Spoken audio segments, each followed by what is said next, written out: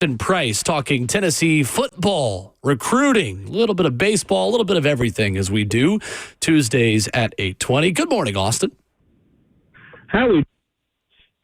We're good. What up, Austin? How We're you doing, good. man? You cut out there right at the very end, but I think we got the gist. Austin, lots to get into as always this morning. We'll start with the staff hire on Josh Heupel's defense. What is the value of Marion Hobby joining the staff, and what will he bring to the table for Tennessee?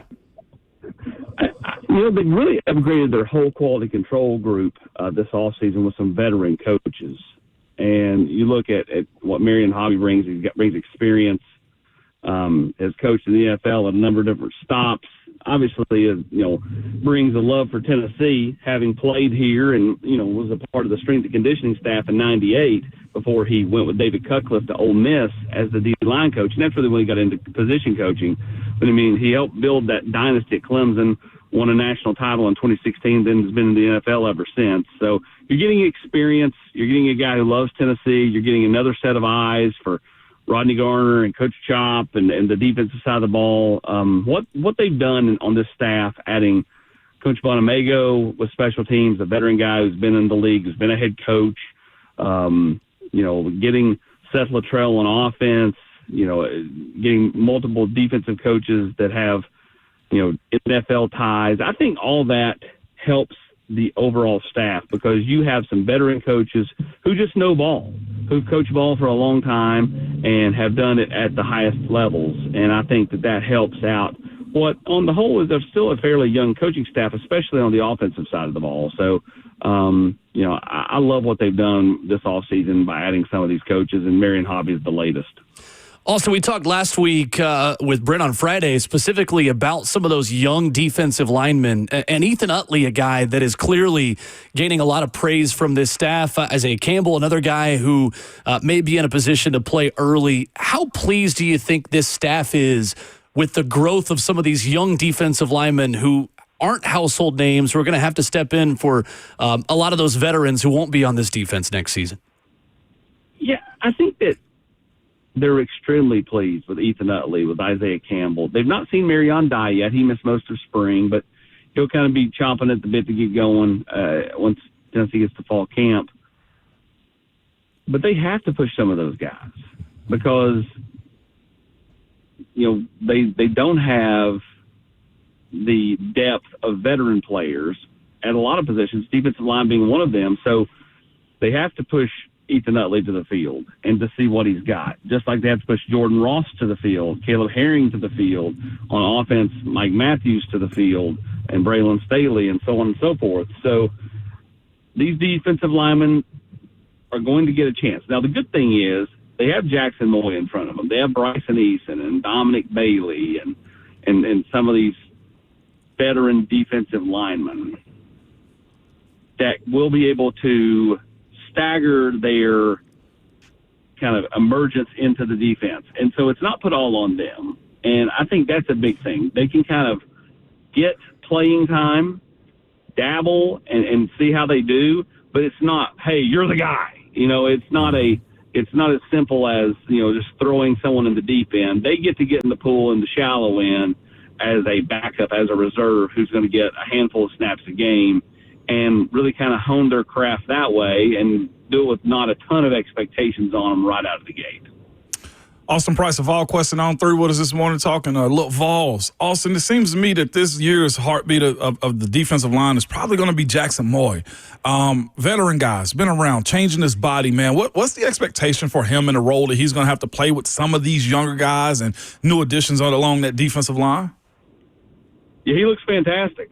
And I asked him at camp the other day, I'm like, what do you weigh? And, the pound difference between last year and this year was not super dramatic, but the body fat percentage was. He just looks thinner. Like last year I thought looked a little more sloppy. He does not look sloppy at all. He looks fantastic and looks like he's probably in the best shape he's been in probably in his life. So I think he's going to get the opportunity to be a starter alongside Bryson Eason. He loves Rodney Garner. Rodney Garner loves him. And I think the way Jackson plays, he's going to have a chance to be a really special player this year up front for Tennessee. Man, speaking of special players, you brought up Bryson Eason. I've heard so much about Bryson. How big of a year, Austin, could this be for him? Because of his talent, his body, everything that he possesses. I hear he's NFL ready, man. But what's the expectation for him going in this 25 season? Well, he is. And then let's face it, this is year 6 for Bryson Eason. I mean, he's an older player, and he's got to be one of the bell cows on the defensive line for Tennessee. He had a really nice year last year. He is a kid that has continually got better and better and better under Rodney Garner. And I think when Rodney first got here, he did not know how to embrace the way Rodney coaches. And then once he embraced it, I believe that, he's really been the one that's flourished as much as anybody. And so he's done a fantastic job of just bringing it each and every day. He's been way more consistent the last 2 years than he was the first couple of years he was in Knoxville. And I expect a big year. I know Rodney Garner thinks this kid has got top round talent, like first, second round top player with a really good year. And again, he's older, so he has the benefit of being in college for a number of years. He's 23 years old, and he's going to get a chance to be really, really special this year. Austin Price of VolQuest's on 3, our guest this morning on Ramon and Will. Austin, how much did Tennessee help itself with Darius Gray over the weekend? I know some eyebrows were raised with his interview saying Tennessee's at the top of the list right now. When he left campus, did the interview with Matt Ray, Matt looked at me and said, I think Tennessee's the team to beat there right now. Obviously, it could change. It's recruiting. It's the NIL era. Things can change from one day to the next.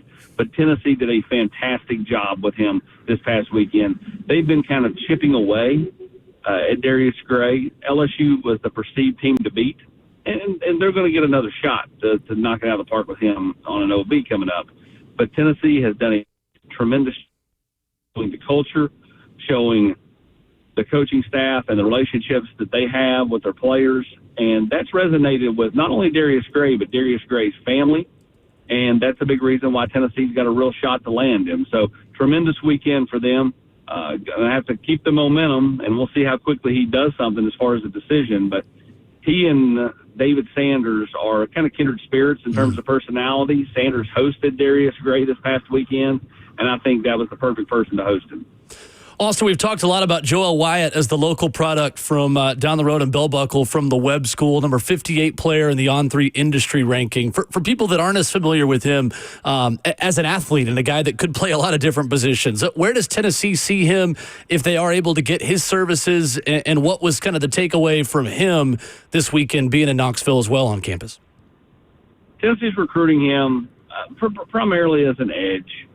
They've talked to him a little bit about other positions, but primarily they've been very upfront once they see him growing into a Leo, to a guy who rushes the quarterback a la James Pierce or Josh Joseph. I've never really seen it till this past weekend. The kid continually gets bigger and bigger. Like, he's always kind of been super tall, skinny. He has gotten way thicker over the last several months. And he walked in Sunday, and I was like, okay, I can see the Leo now. Yeah, I can see the edge top player. Kid's 6'5", every bit of it. He's over 200 pounds now. I mean, Caleb Herring got here, he weighed 204 pounds as a freshman. So, I mean, he's already as big as Caleb was when Caleb got here. I think for him is, what does he see himself as? And other schools are telling him different things, but are they just telling him those things because that's what they feel like they need to say to land him, and they plan on moving him? I think in this area, you have to be pretty upfront and honest with kids, because if you tell them they're going to play X and you play them at Y, and they really want to play X, they're probably going to leave. And so I think that's why you have to be upfront and honest that, hey, we kind of see you in this role.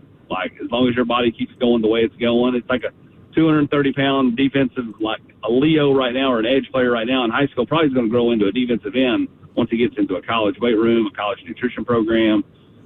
So I think the biggest question is what does Joel Wyatt want? What does he see himself as?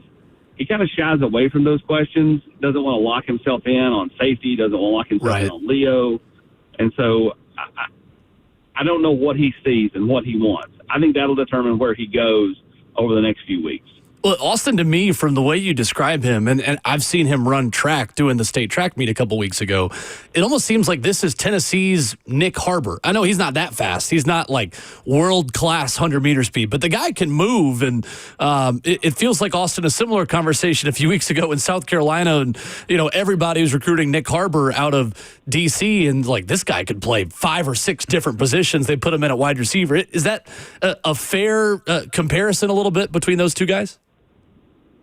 Yeah, because they're both good athletes. Obviously, not the same exact top end speed, right, but definitely a kind of what are they type player, right, and could play a number of different positions.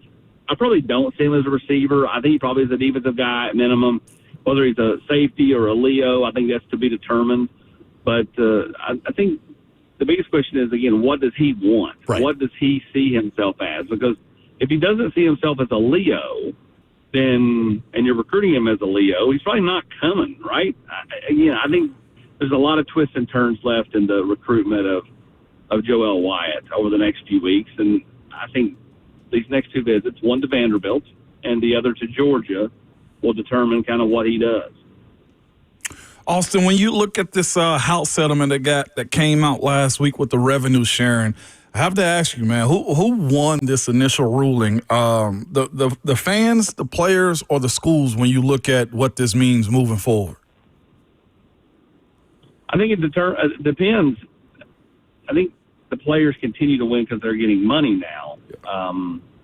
But with the cap, with the clearinghouse that are going to have to justify the extra money that would go above the cap, I don't know if is there a real winner? I mean, like, I don't know. The coach or I'm not sure the fans. I think that's a really good question. It's a really tough question because I think you can look at it a number of different ways. I think maybe it settles some things down, which will help with the fans because the turmoil of NIL and the transfer portal has really caused some angst amongst fans. But until they kind of limit the ability to just kind of come and go as you want, and they've not done that. And they've not said, okay, there's just going to be a winter window for football. They still have technically 2 windows. They've not said you can only transfer once or you'll have to sit out. Like, they've not said that either. It's still come and go as you please. I think there'll still be angst amongst fans. The players, again, are getting paid now. I think it helps overall. It does settle some things down across the board, but I still think there are so many unknowns out there with all this. And what are the legal challenges going to be? People are going to sue. The women's sports are going to sue for Title IX. You're going to see baseball players saying this ain't fair. Like, there's going to be repercussions based off the ruling in the courts that I think will end up causing a lot more change in this down the road. Since, like, I wonder, will universities, since they are employees now, the same as teachers are in a sense, right, or professors, will there be a change in, like, how they can write up the contract to say, hey, you are obligated to 2 years moving forward? That's been my contingency as far as trying to get this, or my want, I guess, is, hey, this contract, since you are a state employee now, locks you in for 3 years. Is that something that can be done, or will they just sue the crap out of the NCAA again? I think they'll just keep suing because that's the easiest thing to do. And lawyers are going to sign up for it because it's easy money. Yes. That's the biggest winner, right? Lawyers, billable hours. There you go. You answered the question right there. The biggest winner are the lawyers. I just wish they would get some parameters. I think if you got parameters, I think a lot of this would settle down and you would see more engagement from fans. I mean, the games aren't being hurt, but I think the year-round interest in college athletics is being hurt. Like, people are still showing up for baseball games. They're still showing up at Food City Center to watch the basketball balls. Neyland Stadium's got a wait list for season tickets. But it's the downtime that I think you're seeing fans go, yeah, I'll see who's out there in the fall. Yeah, right. Well, once you go that route, eventually you're going to see a trickle down with the games. Like, right now, fans still get on board with the season. But when does that become effective? Because I do think that that's a possibility to see some type of trickle down to the lack of interest in the off season that we're seeing with the season. I think the more you have players bouncing around and, doing what happened with Nico or others, kids are going to leave. They've always left, even if they had to set out years ago. But it is so rampant now to where if you negotiate a deal in wintertime, you can renegotiate it in the spring because the other corner is out and now my value is more, or the receivers they're not as good as I thought, so I can leverage it for more money with quarterback position or whatever. Right. That's where it gets dicey with fans because it's like, you know what, I put a bunch of interest in this, and this kid just bolted out of here because his girlfriend broke up with him. That's where fans, I think, have lost a little oomph for it. Again, they're getting on board when you get September through December, but when does that wane a little bit?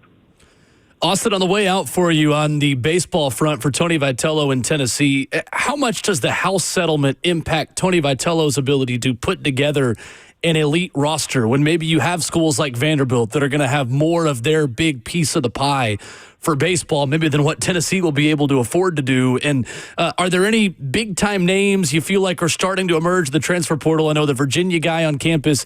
There's an ETSU pitcher out there. What are you hearing about Tony Vitello's pursuit early in the transfer portal?